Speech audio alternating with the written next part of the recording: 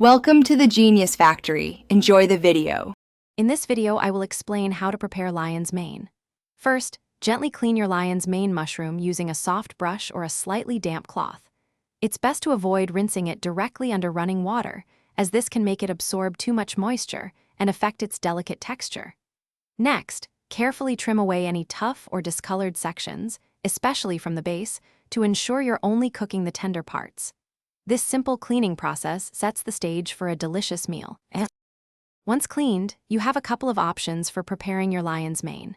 You can slice it into 1/2 inch thick pieces, which are great for steaks or larger cuts. Alternatively, you can gently shred it, creating a texture similar to pulled pork or crab meat. For cooking, sautéing in a pan with a bit of butter or olive oil really brings out its delicate, slightly sweet flavor.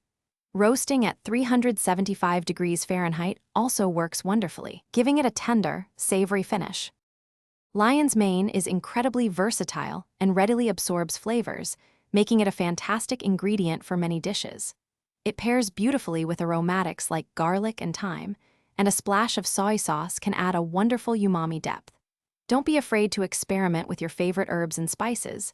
When it comes to storage, keep fresh lion's mane mushrooms in a paper bag in your refrigerator. This method helps them stay fresh for up to 7 days, ready for your next culinary adventure.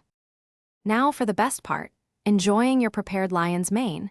It makes an excellent meat substitute in vegetarian dishes or a unique and flavorful side dish.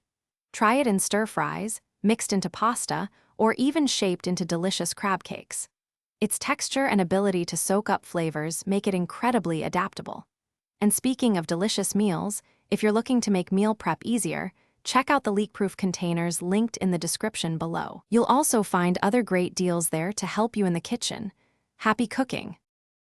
Thanks for watching. If you found this helpful, don't forget to like and subscribe.